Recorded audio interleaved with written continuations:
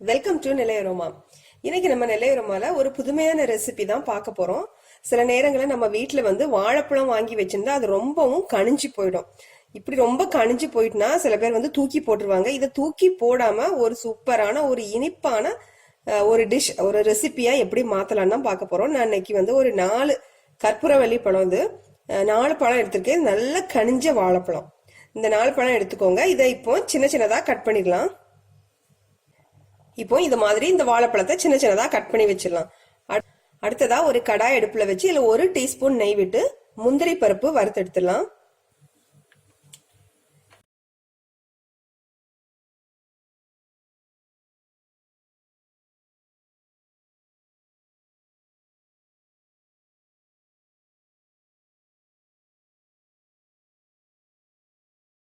இப்போ முந்திரி வறுத்தெடுத்து அதே பேன்ல கடாயில 1 கப் ரவை, இது 75 கிராம் ரவை, இதை போட்டு இதையும் வறுத்துடலாம்.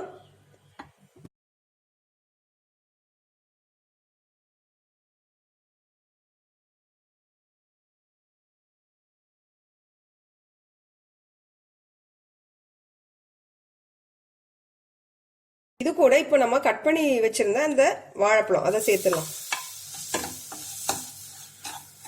சேர்த்து இதையும் ரவை கூட சேர்த்து நல்லா வதக்கிடலாம்.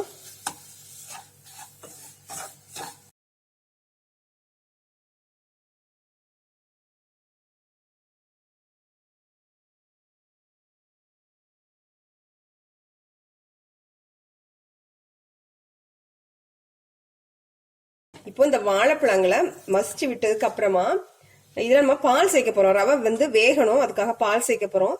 எந்த கப்ல ரவை எடுத்தோமோ அந்த கப்புக்கு 2.5 கப் பால்.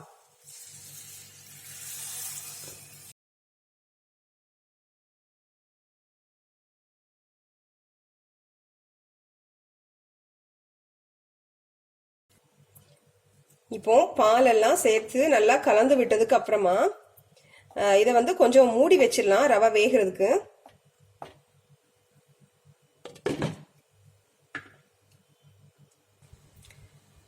இப்ப பாருங்க, ஒரு 3ல இருந்து 4 நிமிஷத்துக்கு அப்புறமா ரவை நல்லா வெந்து கெட்டியாகி வந்திருக்கு. இதுல இப்போ நம்ம சுகர் சேர்க்க போறோம். சுகர் 1/2 கப் எடுத்துக்கோங்க. ரவை எடுத்த கப்புக்கு 1/2 கப். ஏன்னா கற்பூரவள்ளி பழங்கள் நல்ல டேஸ்டா இருக்கும், இனிப்பா இருக்கும். அதனால சுகர் நான் கம்மியா தான் எடுத்திருக்கேன். டேஸ்ட் பண்ணி பார்த்துட்டு உங்க டேஸ்ட்டுக்கு தக்க நீங்க சுகர் கூட குறைய சேர்த்துக்கலாம். இப்போ இந்த சுகர் நல்லா கரையட்டும். இப்போ இந்த சுகர் எல்லாம் நல்லா மெல்ட் ஆகி கலந்து சேர்ந்து வந்தாச்சு. இதுல நான் ஒரு கொஞ்சமா, அதாவது ஒரு 5-6 போல குங்கும பூவை வெதுவெதுப்பான பால்ல ஊற போட்டு வச்சிருந்தேன். அதை இதுல ஆட் பண்ணிடலாம். அப்படி இல்லைன்னா நீங்க கேசரி பவுடர் கூட நீங்க சேர்த்துக்கலாம். இது கலருக்காக சேர்க்கிறேன்.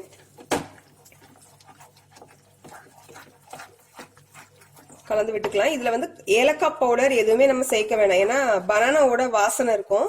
நீங்க ஏலக்காய் பவுடர் சேர்த்தீங்க அப்படின்னா அந்த வாசனை இருக்காது. அதனால சோ நேச்சுரலா இருக்கணும் அப்படிங்கறதுக்காக நான் ஏலக்காய் பவுடர் எதுவும் சேர்க்கல.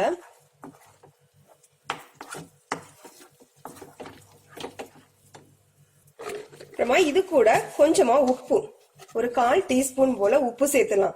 ஏன்னா நம்ம சுகர் சேர்த்திருக்கிறதுனால அந்த உப்பு சேர்க்கணும். கண்டிப்பா உப்பு சேர்த்தாதான் அந்த டேஸ்ட் நல்லா தூக்கி கொடுக்கும். இது வெல்லம் சேர்த்து பண்றீங்கன்னா உப்பு சேர்க்க வேண்டிய தேவையில்லை. அதனால சுகர் சேர்த்துக்கனால ஒரு 2 கொஞ்சமா ஒரு பிஞ்ச் போல, ஒரு பிஞ்ச் இல்லாட்டி 2 பிஞ்ச் உப்பு சேர்த்துக்கோங்க.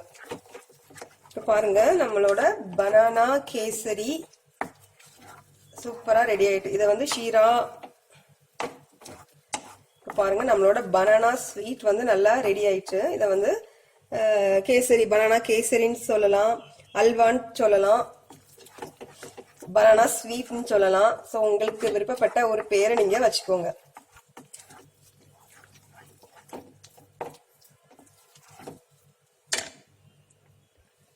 இப்போ கடைசியா இதுல நம்ம வறுத்து வச்சிருந்த அந்த முந்திரியை போடலாம்.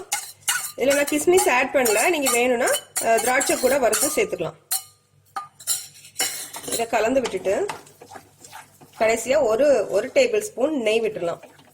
அப்பதான் நெய் மணத்தோட பனானா அல்வா சூப்பரா இருக்கும். இப்போ இதுல கடைசியா 1 டேபிள் ஸ்பூன் நெய்.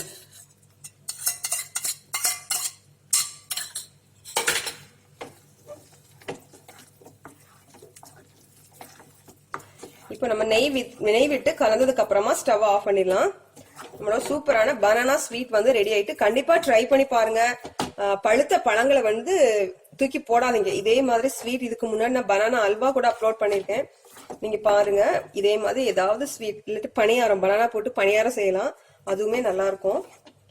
எல்லாமே பனானா பணியாரம் நான் அப்லோட் பண்ணிருக்கேன், அல்வா அப்லோட் பண்ணிருக்கேன், இப்போ பனானா கேசரி, பனானா ஸ்வீட், இதையுமே நீங்க ட்ரை பண்ணி பாருங்க. திடீர்னு கெஸ்ட் வந்துட்டா கண்டிப்பா அந்த ஸ்வீட் இதை செஞ்சு கொடுங்க, ரொம்பவே ஆச்சரியப்படுவாங்க, வித்தியாசமா இருக்கும்.